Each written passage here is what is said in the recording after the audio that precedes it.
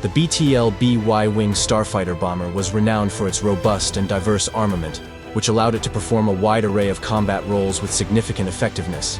Its powerful weapon loadout was meticulously crafted to offer both offensive firepower and tactical versatility. Designed as a multi-role craft, the Y-wing could engage enemy starfighters, disable large capital ships, and deliver powerful payloads in planetary bombardments or anti-ship bombing runs.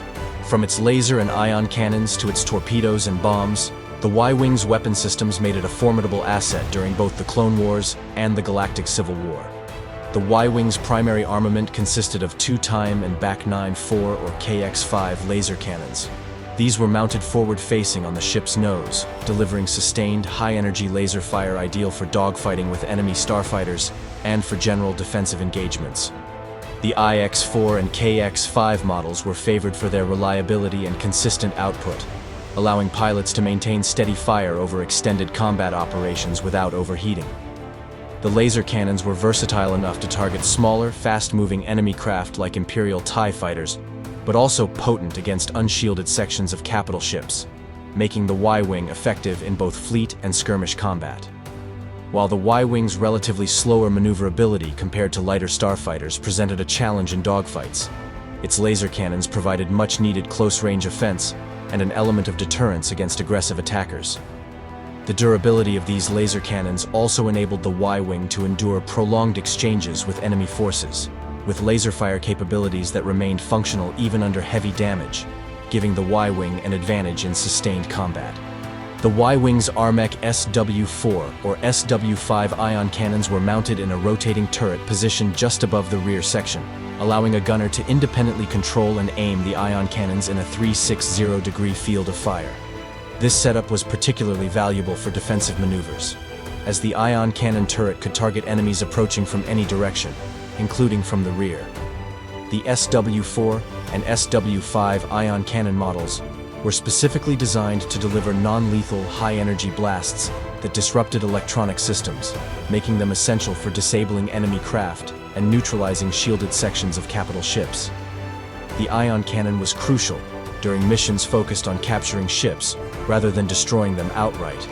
The Y-wing's ion blasts would overload the electronic and shield systems of enemy vessels, leaving them vulnerable to follow-up attacks or enabling capture operations by Allied forces.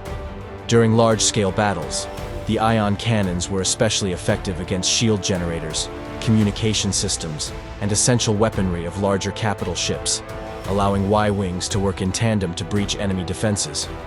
The ion cannon also enhanced the Y-wing's defensive capabilities, as gunners could use it to fend off pursuing starfighters, helping compensate for the Y-wing's slower maneuverability by disorienting enemies in pursuit. The Arakid flex-tube proton torpedo launchers, mounted on either side of the Y-wing's fuselage, were one of its most devastating weapons. Each launcher held up to 4 proton torpedoes, totaling 8 for the Y-wing, which were powerful explosive munitions designed to break through heavily armored targets. Proton torpedoes carried a focused explosive payload capable of inflicting extensive structural damage, allowing Y-wings to target key points on enemy capital ships and installations with precision. These torpedoes were often launched in coordinated strikes, especially during battles with Imperial Star Destroyers and other large warships, where synchronized volleys from multiple Y-wings were capable of overwhelming even advanced deflector shields. With guidance provided by the Y-wing's targeting computer, torpedoes could lock onto their targets with exceptional accuracy, striking vulnerable spots on enemy ships such as shield generators, turbolaser batteries, and engine arrays. This accuracy made the Y-wing a preferred choice for high-stakes missions requiring pinpoint strikes, as well as a reliable partner to capital ships in larger fleet engagements. The Y-wing could also be outfitted with cluster missiles, which were well-suited for wide-area engagements or combat situations involving numerous small targets. Cluster missiles would disperse mid-flight, releasing multiple smaller explosive warheads across a target area, effectively turning each missile into a miniature swarm. This capability made the Y-wing a potent threat to squadrons of enemy starfighters and groups of small transports, allowing it to thin out enemy ranks and disrupt formations with a single salvo. Cluster missiles were often deployed during initial engagements or when enemy fighters grouped tightly, allowing Y-wing squadrons to inflict damage across multiple targets simultaneously. The wide dispersal pattern of cluster missiles was particularly advantageous in dense space battles, as they allowed the Y-wing to strike multiple targets without requiring pinpoint accuracy. This versatility made cluster missiles a valuable addition to the Y-wing's arsenal, broadening its offensive options in battles involving overwhelming numbers of enemy fighters. In addition to cluster missiles, some Y-wings were equipped with concussion missiles, explosives known for their high speed, tracking capabilities, and powerful impact. Concussion missiles were highly effective against fast-moving and evasive targets, as their advanced guidance systems allowed them to lock onto agile enemy fighters with precision. Concussion missiles were invaluable during dogfights against TIE fighters, which were notoriously nimble and difficult to target with fixed laser cannons alone. The tracking capability of concussion missiles allowed Y-wing pilots to launch them at difficult angles, turning dogfights in their favor even against faster enemies. The blast radius of concussion missiles, while more localized than cluster missiles, was potent enough to disable or destroy most small to medium-sized targets, making them a versatile and essential option in the Y-wing's armament. Designed as a bomber, the Y-wing could carry a variety of bombs for planetary and close-quarters space engagements. These bombs were stored in an internal bomb bay and could be deployed over surface targets or released during runs against capital ships. In planetary assaults, bombs were used to neutralize hardened installations, shield generators, weapons emplacements, and other high-value targets. The bombs could also be deployed in space combat scenarios, where they served as a devastating option for delivering damage directly to the hulls of enemy capital ships. Bombing runs required the Y-wing to approach closely to its target, exposing it to enemy fire. But the payoff was considerable, as bombs could cause extensive hull breaches and internal damage. The Y-wing's bomb payload gave it unparalleled capability in demolition missions, where sustained destruction was required to weaken enemy infrastructure or disable heavily armored vessels. The Y-wing's armament was augmented by its Fabritech ANC 2.7 tracking computer and SI-5G7 quick-scan vector imaging system, which provided advanced targeting assistance to both the pilot and gunner. This tracking system helped ensure accuracy in laser and ion cannon targeting, as well as the precision guidance of torpedoes and missiles. When used in conjunction with an astromech droid, the targeting computer could lock onto enemy fighters, turrets, shield generators, and other key points on capital ships, enhancing the Y-wing's ability to conduct both strategic and tactical strikes with efficiency. The coordination between pilot, gunner, and targeting systems was crucial in allowing Y-wings to synchronize their attacks within squadrons, amplifying the effectiveness of mass torpedo and missile strikes. The targeting computer also provided navigational data during complex bombing runs, ensuring that bombs hit their intended marks even under evasive conditions. This sophisticated targeting integration turned the Y-wing into a highly efficient and lethal combat vehicle, capable of carrying out complex attack patterns and maintaining weapon accuracy in the most challenging battle environments. In summary, the Y-wing's combination of laser cannons, ion cannons, torpedoes, missiles, bombs, and advanced targeting made it a comprehensive attack platform. It was well suited for multi-role missions, whether as a bomber, heavy assault fighter, or fleet support craft.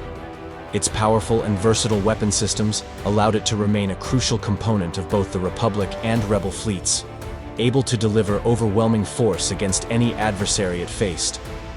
The Y-wing's armament reflected the design philosophy of durability and potency, making it one of the most feared starfighters and bombers in the galaxy during its time in service.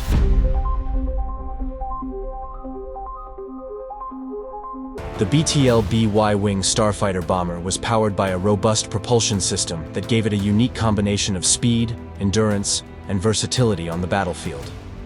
The Y-wing's engines were essential not only for its role as a tactical bomber, but also for its survivability in intense combat situations, allowing it to perform extended bombing runs, dogfights, and close support missions with reliability. Its Corsair R200 ion jet engines provided the thrust necessary for both atmospheric and spaceflight, while the Corsair R300H hyperdrive motivator equipped it with hyperspace capabilities, enabling long-range missions across the galaxy. The Corsair R200 ion jet engines were the primary propulsion units of the BTL-B Y-wing, providing the power necessary to sustain the starfighter's heavy ordnance and rugged frame. Designed with a focus on reliability, These ion engines were built to handle the demanding requirements of wartime operations, particularly during the Clone Wars, when starships often had to endure extended engagements. Each Y-wing was equipped with 2 of these powerful engines, housed in cylindrical housings that gave the craft its distinctive appearance. The R-200 engines were capable of producing 2,700 g of acceleration, granting the Y-wing enough speed to evade incoming fire and maneuver through enemy formations despite its somewhat bulky frame. Although not the fastest starfighter in the Republic fleet, the Y-wing's engines allowed it to reach 70 mglt (megalight per hour) in space, a respectable speed that made it competitive against most other combat ships. In atmospheric flight, the engines could propel the Y-wing to a maximum speed of 1,000 km per hour, making it an efficient ground support bomber capable of rapid strikes and agile maneuvers in lower altitudes. The durability of the R-200 engines was a testament to Corsair's engineering, as they were built to withstand prolonged usage and the intense combat conditions of space and atmospheric missions alike. Y-wing pilots could rely on these engines to keep their ship running, even after sustaining damage, a critical feature for bombing runs, where return trips were often just as dangerous as the attack itself. These engines also gave the Y-wing an advantage in endurance, allowing it to participate in long missions without needing refueling, especially when compared to lighter starfighters that required more frequent maintenance. While the Y-wing's maximum acceleration of 2,700 g and its top speeds might not have matched those of lighter starfighters like the A-wing, its engine capabilities were more than adequate for the role it played. The Y-wing was designed to be a multi-role bomber with heavy armor and powerful armament, and the R-200 engines provided the thrust necessary to offset the craft's weight and enable it to perform precise bombing runs or coordinated strikes on capital ships. The engines also allowed the Y-wing to evade incoming fire by executing defensive maneuvers and maintaining a steady pace in formation with other fighters. In larger fleet engagements, Y-wings were often tasked with breaking through enemy defenses to deliver their payloads against high-value targets. While their acceleration and agility were limited compared to faster starfighters, the R-200 engines enabled them to hold formation, maintain strategic position, and approach targets with consistency and control. The engine's steady acceleration curve allowed experienced pilots to manage their speed and trajectory with precision, making the Y-wing a reliable choice for missions requiring resilience and adaptability. In addition to the R-200 ion engines, the Y-wing was equipped with the Corsair R-300H hyperdrive motivator, which provided it with Class 1 hyperspace capability. This hyperdrive allowed the Y-wing to execute long-range jumps and engage in missions far beyond the reach of non-hyperdrive-capable starfighters, making it invaluable for operations in remote systems or outer rim territories. The Class 1 rating meant that the Y-wing could traverse hyperspace quickly, allowing for rapid deployment to distant battlefronts and a faster return to base or safe zones after completing a mission. The hyperdrive motivator was a crucial asset for the Y-wing, particularly in the early days of the Clone Wars, when Republic forces often found themselves spread thin across multiple sectors. Y-wing squadrons could jump into hyperspace without requiring an escort or a capital ship to transport them, giving them a strategic advantage in surprise strikes or rapid responses to emerging threats. The R-300H hyperdrive was engineered to integrate seamlessly with the Starfighter systems, ensuring consistent performance and reliability. Necessity when missions required multiple hyperspace jumps and involved high-risk insertions deep into enemy territory. The Corsair engines, both the R-200 and the R-300H hyperdrive, were renowned for their reliability, a trait that made the Y-wing a staple of Republic forces. The R-200 ion engines were robust and relatively simple to maintain, reducing the need for extensive repairs and making them easy to service even in field conditions. This made the Y-wing an ideal choice for long campaigns, especially in regions where maintenance resources were limited. The engines were also modular, allowing damaged units to be swapped out quickly to keep Y-wings operational in high-intensity battle zones. The hyperdrive motivator, while more complex, was similarly reliable. The R-300H model was designed to be highly durable, reducing the risk of malfunctions during hyperspace jumps, and its efficiency minimized strain on the Y-wing's power systems, which were already tasked with supporting extensive armaments and shielding. In practice, the Y-wing's engines proved to be resilient under fire, often sustaining battle damage, and remaining functional long enough for pilots to retreat to safety or complete their mission objectives. The combination of powerful ion engines and a dependable hyperdrive motivator allowed the Y-Wing to fulfill its role as a versatile starfighter and bomber, capable of engaging in a wide range of mission types. With its sturdy construction and dependable engines, the Y-Wing could be deployed for operations ranging from direct assaults on enemy ships and facilities to reconnaissance and escort missions. The reliable engine performance enabled the Y-Wing to stand out as a heavy-hitting, multi-role starfighter that could go toe-to-toe with lighter fighters when necessary, while still delivering devastating payloads against capital ships and ground installations. In summary, the Corsair engines on the BTLB Y-Wing ensured that the starfighter bomber was both a strategic asset and a dependable workhorse of the Republic fleet. Though not the fastest or most agile, the Y-Wing's engines provided it with the endurance, range, and resilience needed to perform in varied combat scenarios, allowing it to serve as an indispensable part of the Republic's starfighter corps throughout the Clone Wars. The R200 ion engines and R300H hyperdrive motivator combined power, durability, and strategic flexibility, ensuring that the Y-Wing remained a key player in the Republic's efforts to secure victory against the Separatist alliance.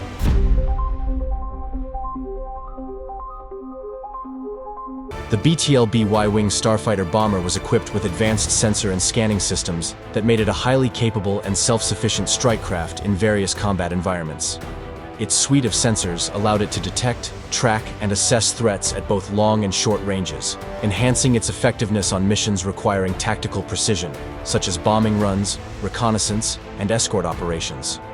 With a combination of powerful full-spectrum transceivers, phased detection arrays, and specialized tracking grids, the Y-Wing's sensor systems provided pilots with critical battlefield awareness, enabling them to engage enemies and avoid threats effectively. At the core of the Y-Wing's sensor capabilities was the Fabritech ANS-5D LockTrack full-spectrum transceiver, a sophisticated system capable of scanning a wide range of electromagnetic frequencies. This full-spectrum transceiver allowed the Y-Wing to detect ships, signals, and environmental objects at a considerable distance, providing essential intelligence for long-range operations and situational awareness during combat. The LockTrack functionality made it particularly valuable in targeting enemy ships, as it could lock onto enemy craft and maintain a steady fix, ensuring that Y-Wing pilots had consistent targeting data even while evading incoming fire or maneuvering at high speeds. The ANS-5D transceiver could pick up signals across the full electromagnetic spectrum, from standard radio frequencies used in communication to more obscure wavelengths that might indicate cloaked or stealthed ships. This wide-ranging capability made it possible for Y-Wings to operate in diverse settings, from crowded space lanes filled with friendly ships to remote or hostile territory where unknown ships or traps could be lurking.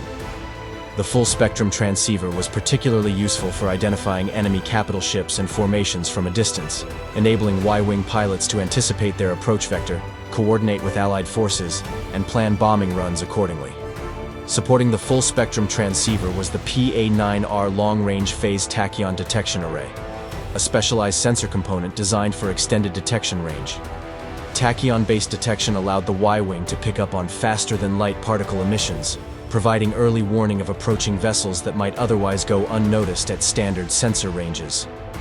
The phased configuration of the array allowed it to filter out non-threatening background signals, focusing on the high-speed signatures associated with incoming starships, particularly those entering or exiting hyperspace.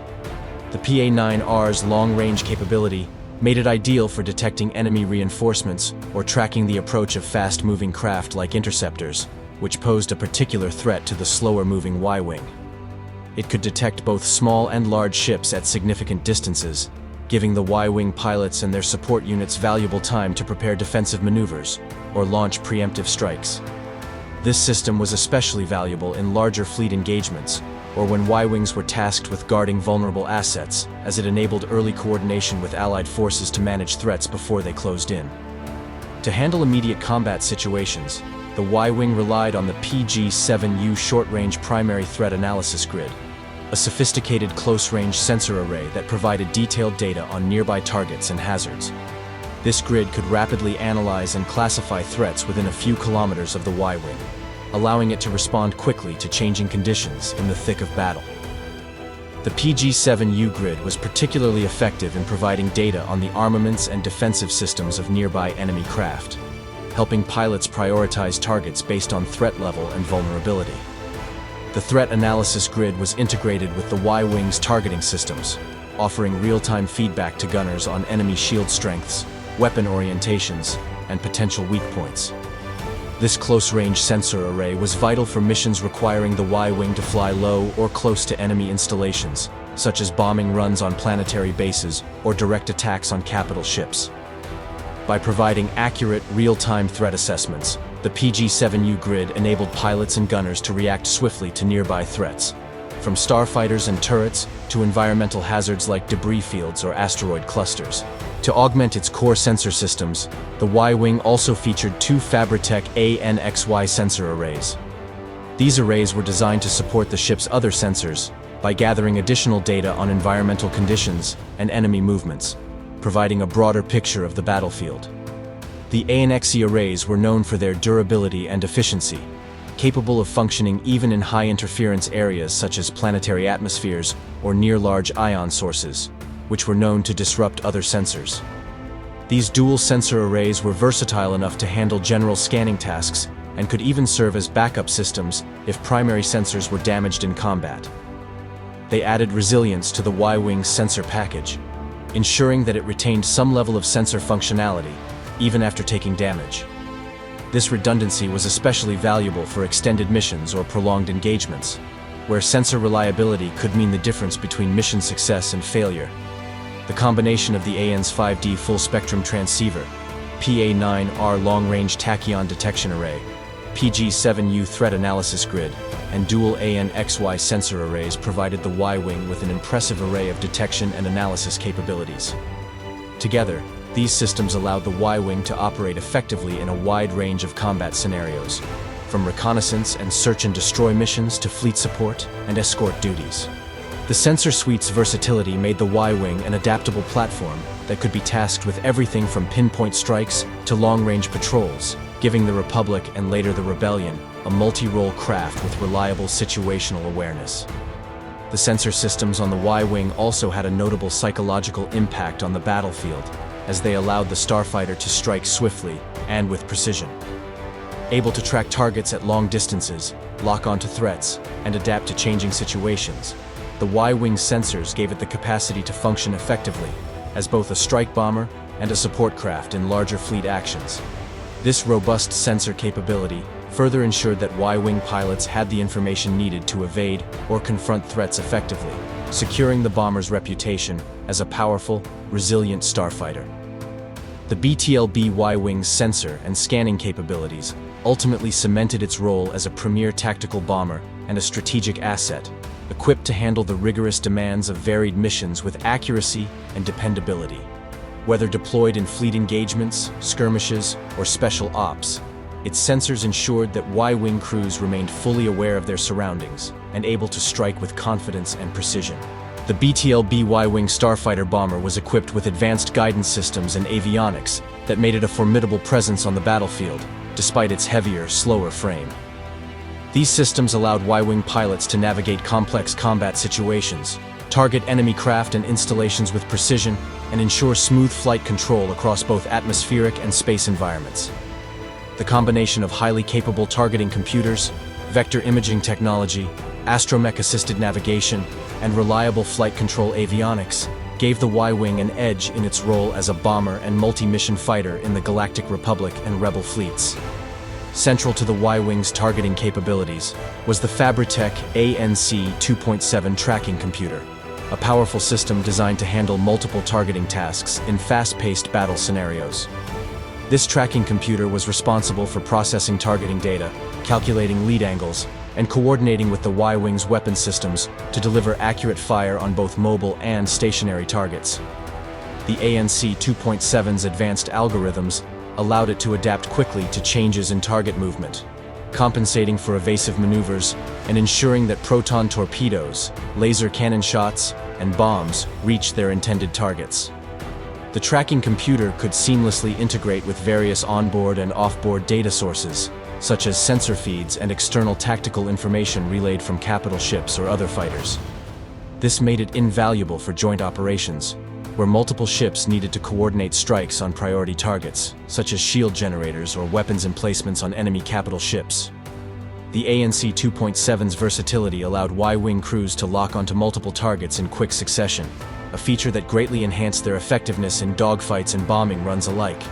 Complementing the tracking computer, the SI-5G7 quick-scan vector imaging system was responsible for enhancing the accuracy and reliability of the Y-wing's targeting data. This vector imaging system provided the pilot and gunner with real-time visuals of target trajectories, allowing them to predict enemy movements and adjust their aim accordingly. It was especially useful in dogfights and strafing runs, where small shifts in target position could impact the success of a shot or bomb drop. The quick scan system was adept at identifying high-velocity targets, such as enemy interceptors, that might otherwise evade the Y-wing's slower response time. Quickscan's imaging capabilities also gave Y-wing pilots an advantage when targeting critical points on larger ships, such as engines, shield generators, and gun emplacements. By providing enhanced visuals and imaging data, the quickscan system enabled precise strikes, allowing the Y-wing to punch above its weight class against larger, heavily armored vessels. This combination of tracking computer and vector imaging system created a powerful targeting suite that allowed Y-wing crews to maximize their effectiveness in combat. For navigation, the Y-wing relied on its astromech droid, an invaluable asset that supported both hyperspace calculations and real-time battlefield navigation. The astromech droid served as the Y-wing's navigator, ensuring that it could execute complex hyperspace jumps, even in dangerous or shifting combat zones. With a Class 1 hyperdrive and hyperspace motivator, the Y-wing was capable of covering considerable distances, which made it ideal for raids deep within enemy territory, or as an escort on long-range missions.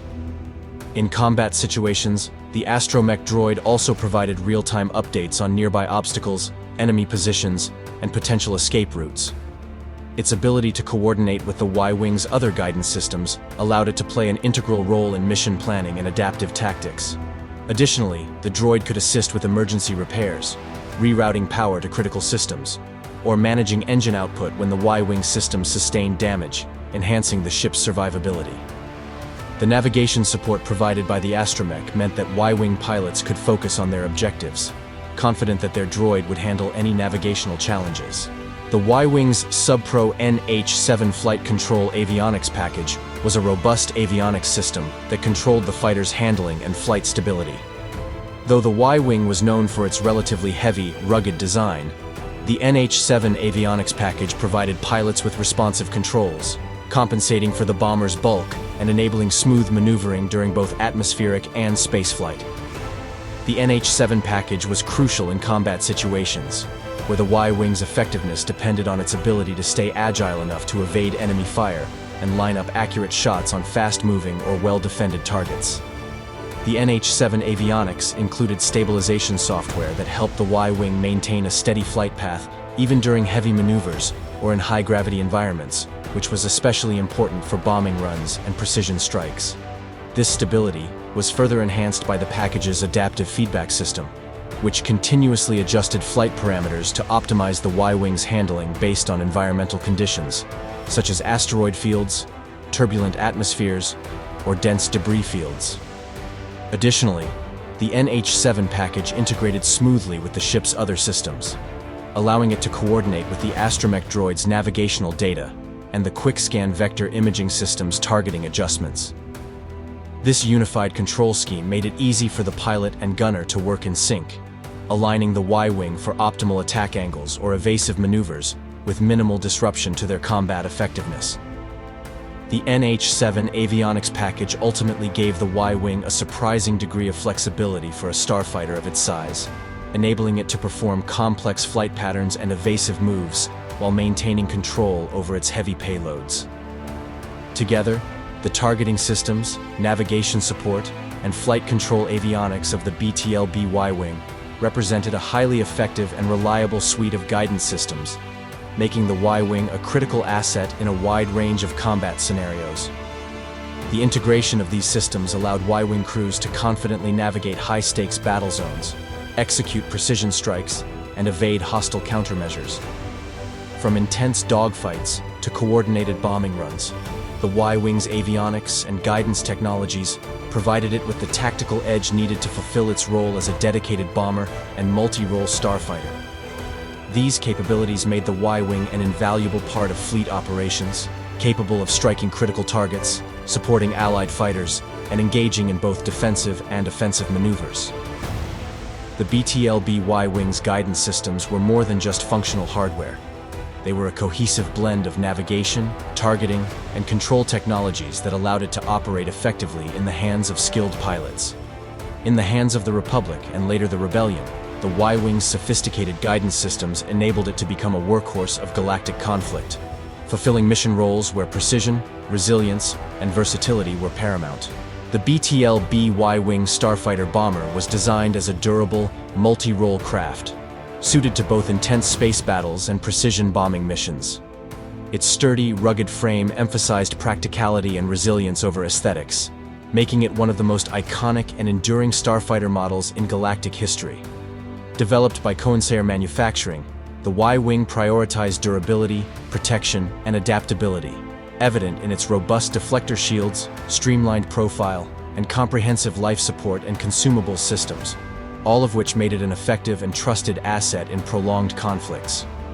Measuring 16.24 meters in length, with a width of 8.54 meters and a height of 2.44 meters, the Y-Wing had a distinctive, stripped-down appearance that showcased its mechanical components and underscored its focus on functionality. The Starfighter's elongated fuselage was coupled with two prominent engine nacelles, which ran parallel to the main hull. These engines not only provided significant propulsion, but also gave the Y-Wing its characteristic appearance, contributing to its recognizable silhouette on the battlefield. The frame, while not particularly agile or sleek compared to fighters like the A-Wing, was engineered for durability, with armor plating and a reinforced hull that could withstand multiple hits from enemy fire. This made it a highly valued ship in situations where endurance and firepower were essential, particularly in the Rebel Alliance, which depended on durable craft for long, often under-resourced campaigns. The Y-Wing was outfitted with a Chempat deflector shield generator, providing it with reliable energy shielding that enhanced its survivability in intense battle zones. This shield system allowed the Y-Wing to withstand direct attacks from enemy starfighters, turbo lasers, and even anti-starfighter batteries on larger vessels, making it effective in prolonged engagements and direct assault roles. The shielding could be modulated to provide additional reinforcement when the Y-Wing engaged in bombing runs or operated in the line of heavy defensive fire, ensuring that the bomber could complete its missions despite significant opposition. Despite its combat-oriented design, the Y-Wing included essential safety and survival features, notably the Geidenhauser ejector seat.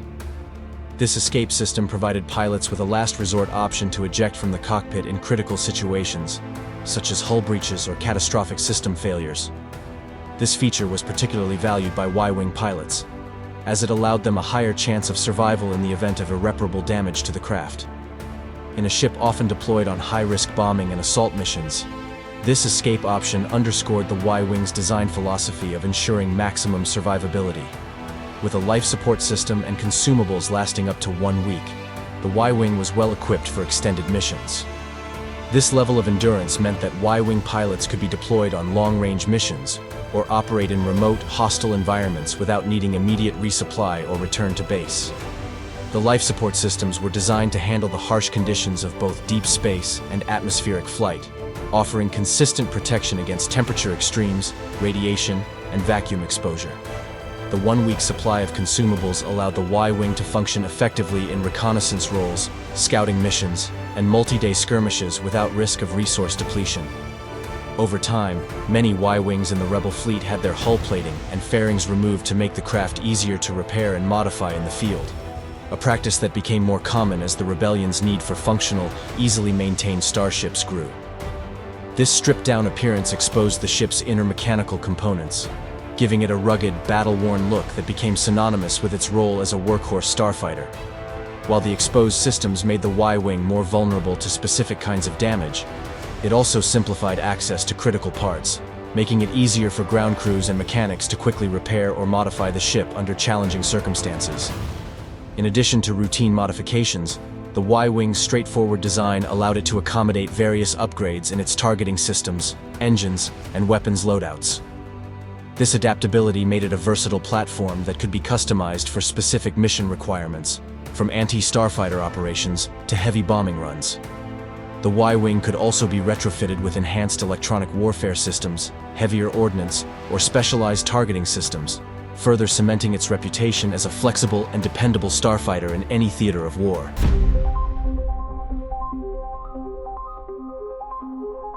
During the Clone Wars, the Republic relied on the clone troopers of the Grand Army, who were rigorously trained from their inception to become elite soldiers.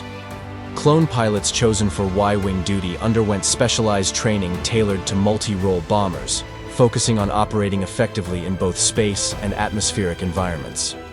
Clone training emphasized discipline, coordination, and the mastery of formation flying, which was essential for executing complex bombing runs and escort missions with other Y-Wings and capital ships. Clone Y-Wing pilots were instructed to work in perfect tandem with their gunners. This coordination was crucial for carrying out precision strikes against Separatist assets, where the gunner would engage enemy fighters or point defenses, allowing the pilot to concentrate on the target objective. Their training included simulated bombing runs, evasive maneuvers under heavy fire, and rapid response drills for damage control, reflecting the high-stakes nature of battles against the Separatist droid army.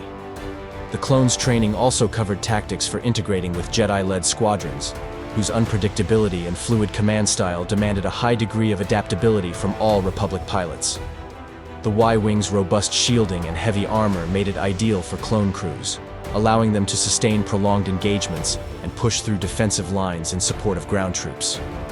Although clone Y-Wing pilots were more methodical, their training instilled a high level of precision and timing, ideal for the Y-Wing's role in large-scale coordinated assaults during the Clone Wars.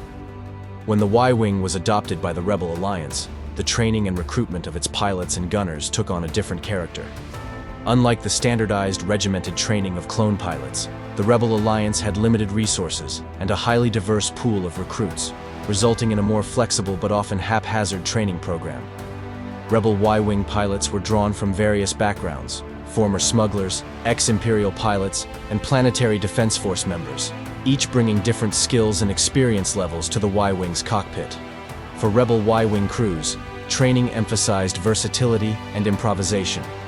Pilots learned to work with limited resources and execute rapid, high-risk missions, often under severe tactical constraints. Since the Y-Wing was slower and less maneuverable than many of the Empire's faster TIE fighters, Rebel pilots were trained to maximize the Y-Wing's durability, using shield modulation and evasive tactics to survive long enough to complete their mission objectives. The training also encouraged Y-Wing pilots to adapt quickly in battle, making use of asteroids, debris fields, and sensor jamming to evade enemy craft. Gunners in the Rebel Alliance were often trained as dual-role operators, capable of assisting with navigation and target acquisition. Rebel training often emphasized teamwork and rapid communication between pilot and gunner, as their missions required quick responses and creative problem-solving to counteract the Imperial Navy's technological advantages. This strong teamwork allowed Rebel crews to engage targets even when severely outnumbered, and it fostered a sense of resilience and unity within Y-Wing squadrons. Following the defeat of the Empire, the New Republic inherited much of the Rebel Alliance's Starfighter Corps, including Y-Wings and their experienced crews. As the New Republic moved toward a more structured military organization, pilot and gunner training became more standardized, with flight academies and Starfighter Corps to ensure the stability of the fledgling government's defenses. While the New Republic's training retained elements of the Rebel Alliance's flexibility and adaptability, it aimed to provide a higher level of discipline and technical training. New Republic Y-Wing pilots were trained to operate in a more conventional military hierarchy, with comprehensive instruction in advanced targeting systems, electronic warfare, and fleet tactics. These pilots received detailed training on how to use the Y-Wing's Fabritech ANC 2.7 tracking computer and vector imaging system for long-range engagements, a skill vital for patrols and fleet support in the uncertain post-Empire galaxy. This technical focus enabled New Republic Y-Wing crews to excel in escorting convoys, scouting hyperspace lanes, and responding to threats from Imperial remnants. The gunners of the New Republic Y-Wings underwent rigorous training in handling the Y-Wing's array of armaments and managing the shield generator to maximize survivability during prolonged engagements. Given that Y-wings in the New Republic were often deployed against smaller but highly dangerous Imperial warlord fleets, gunners were trained in advanced targeting of key systems on enemy ships, such as weapons batteries or engines, to disable them as quickly as possible.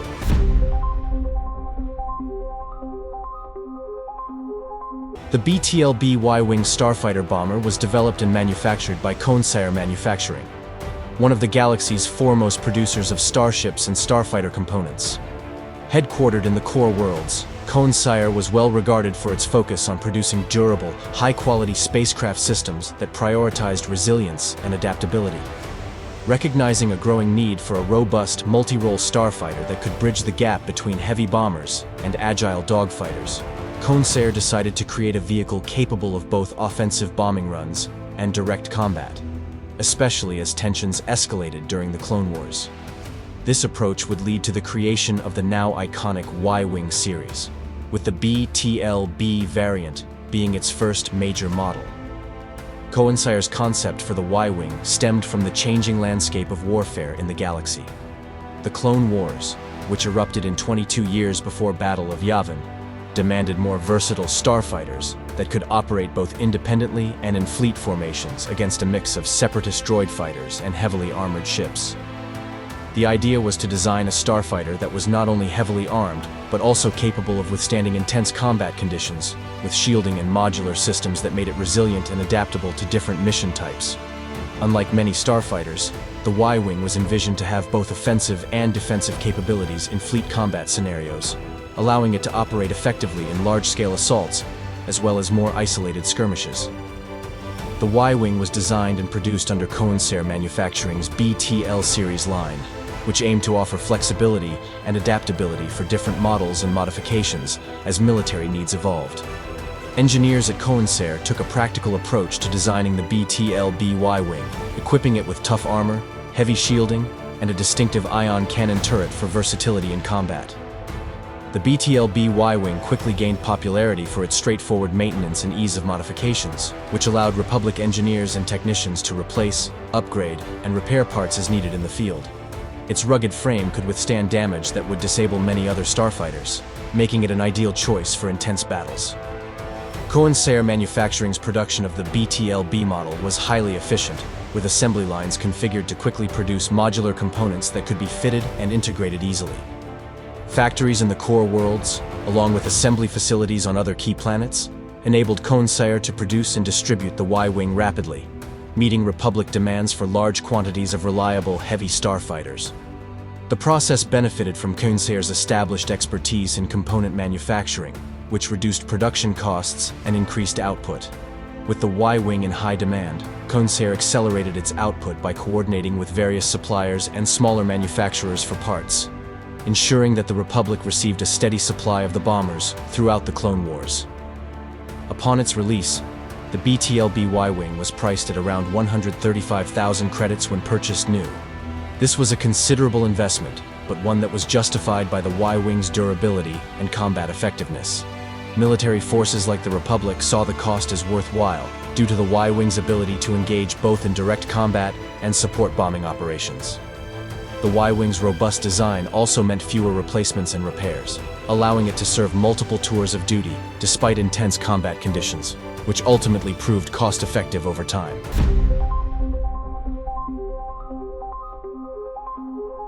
As the Y-wing became more widely used and the Republic eventually shifted to other models post-Clone Wars, many Y-wings were retired or repurposed.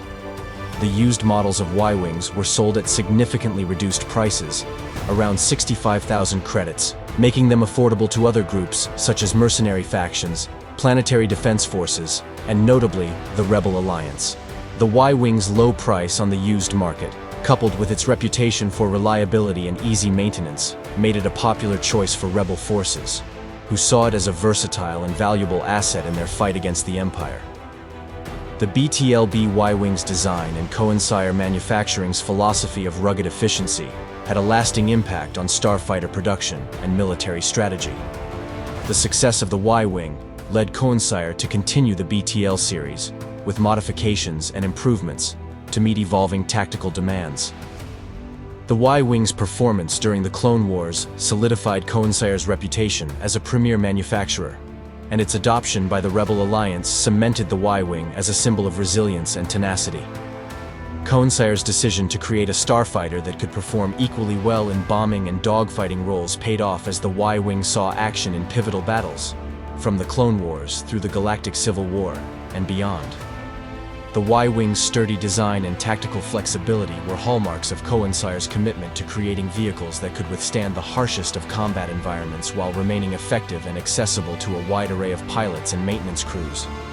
This made the Y-Wing a staple in starfighter fleets across the galaxy, with a legacy that would endure long after its initial deployment. After the rise of the Galactic Empire in 19 years before Battle of Yavin, the Republic's war machines, including the venerable Y-Wing bombers, were either decommissioned or relegated to less glamorous roles. With the Empire's new focus on efficiency and mass production, many of the older models like the Y-Wing were phased out in favor of more specialized ships such as the TIE Fighter.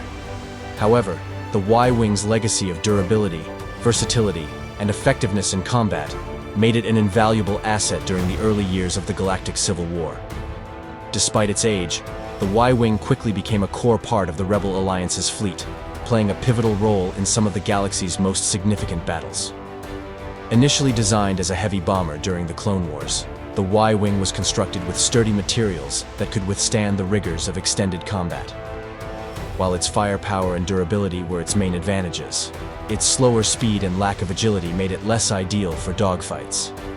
After the formation of the Galactic Empire, many Y-Wings were placed into secondary roles, such as planetary defense or scrapped entirely.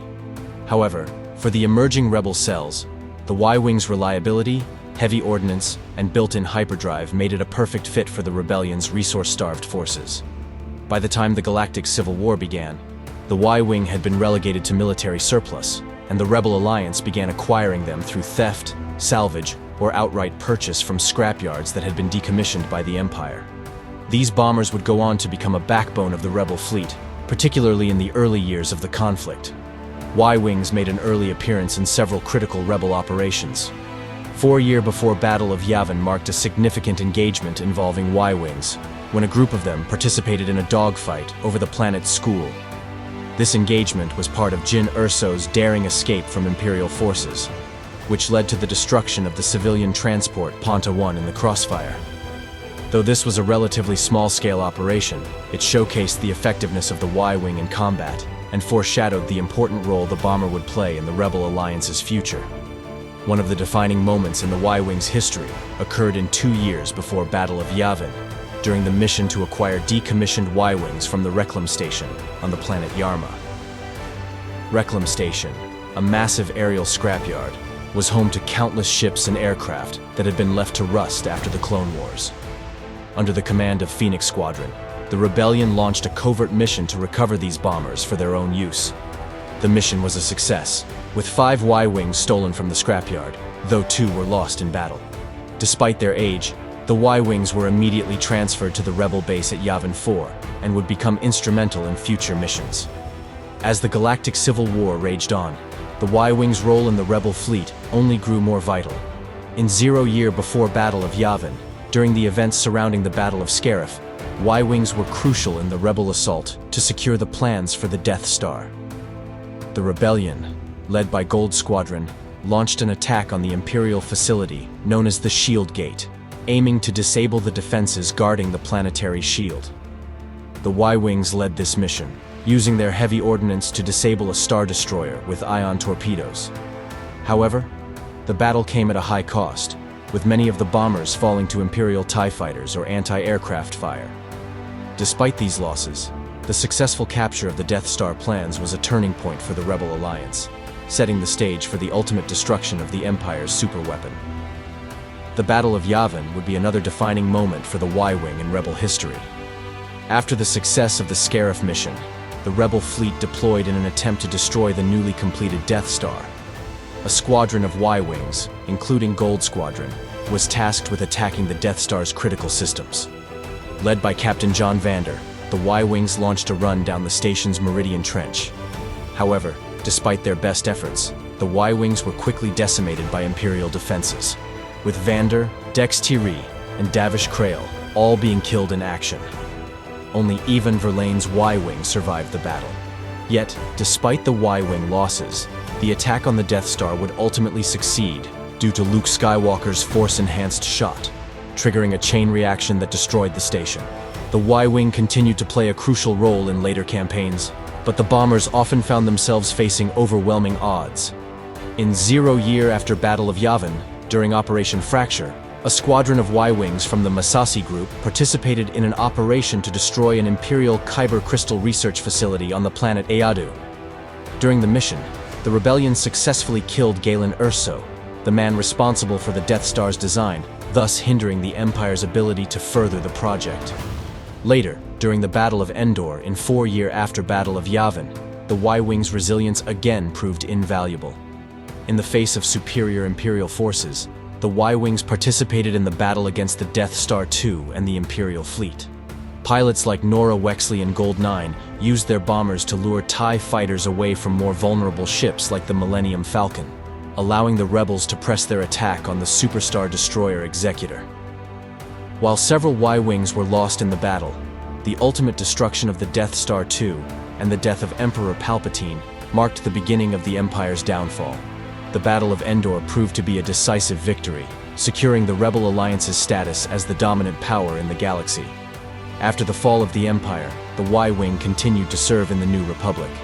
Y-Wings participated in key operations like the Battle of Vrogas Vas, where the Y-Wing pilots sought to take down Darth Vader. Although the mission ended in heavy losses, with Vader destroying many of the bombers using the Force, the Y-Wings continued to serve the New Republic with distinction. The Battle of Jakku, one of the final battles of the Galactic Civil War, saw Y-Wings serve alongside other Starfighter models to engage the Imperial remnant forces. The battle was pivotal in sealing the fate of the Empire, and though many Y-Wings were lost in the conflict, their role in the victory further cemented their legacy as one of the most enduring symbols of rebel resistance. Following the fall of the Galactic Empire and the establishment of the New Republic, many of the older models of starships, such as the Y-Wing, were phased out of active military service due to their aging designs. By 28 years after the Battle of Yavin, most Y-Wings were no longer in widespread use, with their place taken by newer, more advanced starfighters. However, the Y-Wing still saw occasional action in the years following the Empire's downfall, serving in limited capacities both within the New Republic and later in the Resistance during the rise of the First Order.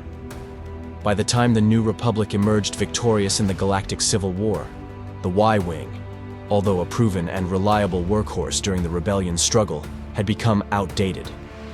The technological advancements of the post-war era led the New Republic to shift its focus to newer starfighters, leaving older models like the Y-Wing behind in favor of more modern designs. Despite this, some Y-Wings remained in service, primarily in non-combat roles or for ceremonial purposes, as the Republic transitioned toward rebuilding a new fleet.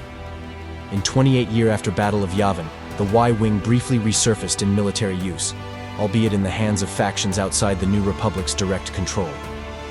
The Amaxine Warriors, a militaristic group known for their old-fashioned methods, operated at least one Y-Wing starfighter during this period. This particular Y-Wing was deployed during an encounter that saw the Amaxine Warriors attempt to disrupt the mission to Sebensko, a crucial diplomatic effort led by Leia Organa. Despite the obvious limitations of the Y-Wing, the Amaxine Warriors used it in an attempt to thwart Organa's efforts, demonstrating that even in an age of more advanced technology, the Y-Wing's destructive capabilities and utility were still regarded as dangerous by those who chose to wield it. While the classic BTLA-4 Y-Wing was largely phased out, the New Republic did make use of newer versions of the Y-Wing. The BTA-NR-2 Y-Wing, a modernized variant of the original bomber, was introduced to replace the older models that had served the Rebel Alliance.